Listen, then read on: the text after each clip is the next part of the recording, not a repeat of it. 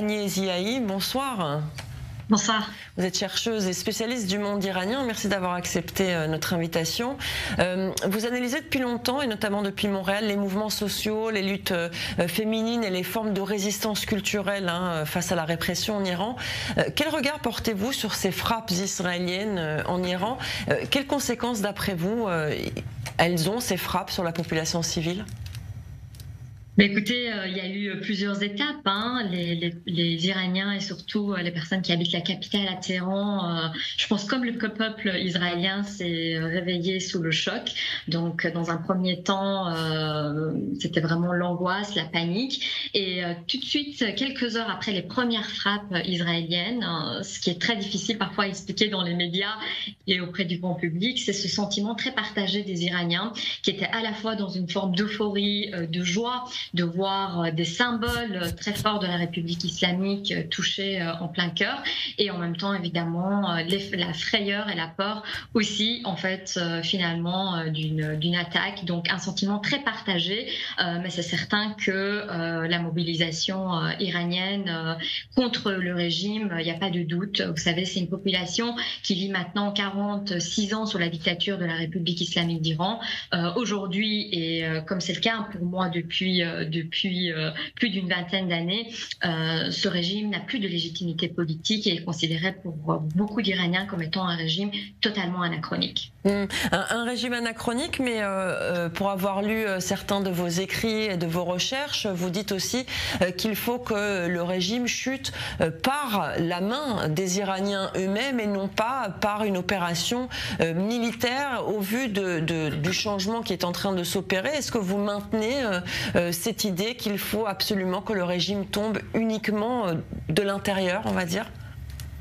Ce qui a été très difficile pour l'ensemble des mouvements de protestation qui ont eu en Iran et bien avant 2009 avec le mouvement vert et puis des derniers mouvements en date, Femme, Vie, Liberté, on pourra en parler plus longuement. On voit que l'ensemble de ces mouvements sont souvent écrasés par la répression étatique, par de nombreuses arrestations. Les militants, les activistes, les journalistes, les artistes, les étudiants, toute opposition malheureusement est confrontée à une violence étatique très brutale. Et c'est vrai que quand on regarde parfois certains de ces mouvements, tout le monde ne partage pas, vous savez, il n'y a pas d'unanimité, il n'y a pas d'homogénéité sur la marche à suivre. Il y a différentes tendances, les avis se recoupent, se recroisent, tout le monde n'est pas d'accord. Vous savez, il y a une expression, on dit souvent autour d'une table, il y a 8 Iraniens, il y a 9 avis, et je trouve que ça représente aussi un petit peu cette nature de mobilisation.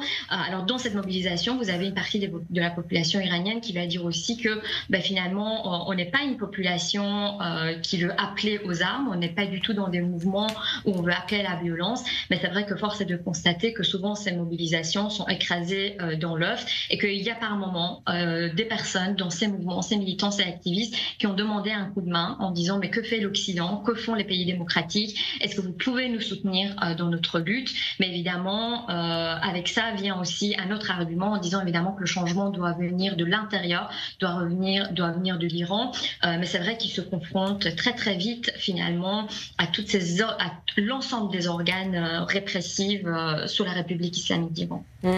Alors on souriait en plateau, Agnès, parce que vous disiez 8 Iraniens, 9 opinions. Chez les Juifs aussi, on dit 2 Juifs, 3 opinions. Voilà, donc c'est très proche comme concept, bien évidemment. Revenons à nos moutons, comme on dit. Vous avez beaucoup travaillé sur l'art comme forme de résistance sous les régimes autoritaires.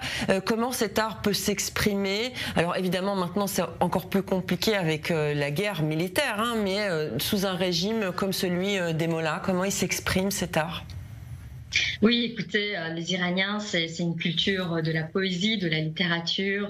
Vous savez, en plus, les Iraniens, ils ont beaucoup d'humour, même en ce moment. Vous serez étonnés de savoir qu'il y a énormément de blagues qui circulent, alors qu'on est vraiment quand même en contexte de guerre. Les Iraniens vont utiliser la résistance créative et l'art aussi pour pouvoir respirer. C'est des moments d'oxygène. Moi, je vois toute cette créativité émerger. Et dans la poésie persane, d'ailleurs, on dit souvent que dans l'obscurité, il y a a de la lumière. Et Victor Hugo disait très bien aussi que finalement, l'art permet de respirer, rend l'air irrespirable respirable. Et c'est très intéressant parce que je trouve que ça recoupe beaucoup l'esprit des Iraniens, de dire que finalement, oui, on vit sur une dictature, mais on est un peuple, on aime danser, on aime chanter. Ils sont très, très créatifs dans les mouvements de protestation. Ils arrivent toujours à développer des stratégies de détournement. Le cinéma iranien, on pourrait en parler des heures, mais c'est très intéressant comment le cinéma, par exemple, va venir détourner les formes de censure étatiques. Et ça veut dire aussi que c'est un pays où l'esprit critique a énormément émergé et donc l'esprit créatif a émergé. À la fois un esprit créatif dans tous les sens du terme et évidemment aussi un esprit créatif au sens artistique du terme. Alors je voudrais revenir à la diaspora iranienne puisque vous en faites partie. Vous êtes d'ailleurs une voix importante. Est-ce qu'elle peut aujourd'hui faire un contrepoids à ce qu'il se passe en Iran? D'abord, est-ce que vous êtes entendu? J'ai eu pas mal de membres de la diaspora iranienne qui disaient qu'ils étaient pas très entendus en Europe, en tout cas en Occident. Est-ce que vous pouvez faire un contrepoids, justement, alerter et peut-être convaincre finalement les Occidentaux d'agir pour venir en aide aux Iraniens en Iran?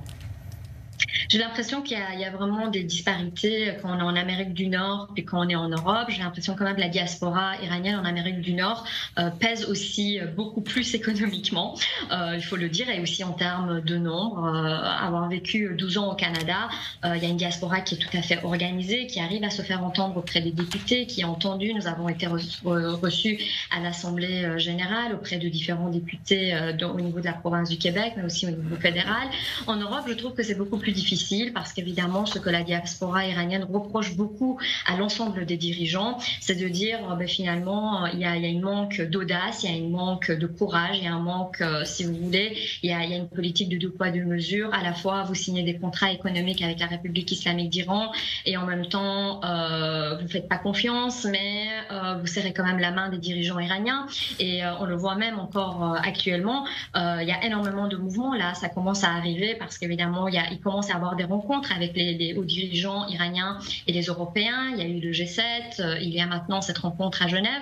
Et donc, on voit que la diaspora s'organise en disant attention, vous n'allez pas à nouveau vous remettre aux tables des négociations avec une république islamique qui n'est plus légitime et qui ne représente pas le peuple iranien. Donc, le débat est là, c'est toujours d'actualité. Et les mouvements, je pense que surtout dans la diaspora, vont commencer de plus en plus pour critiquer encore une fois la posture des pays occidentaux qui vont, à un moment ou à un autre, soutenir l'Iran ou en tout cas se mettre à autour d'une table de négociation avec la République islamique d'Iran.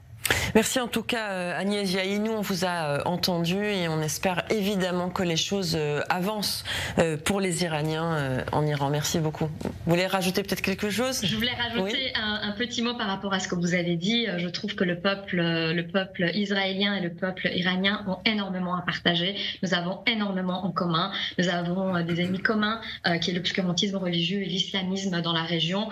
Et sur ça, évidemment, il faut le dire, il y a une belle solidarité aussi qui se fait entre les deux peuples. Et ça, c'est évidemment à valoriser et à souligner. Je voulais juste terminer là-dessus. Merci. Oui, et merci d'avoir participé à ces ponts qu'on essaye de jeter, justement, de construire entre les deux peuples. Merci beaucoup.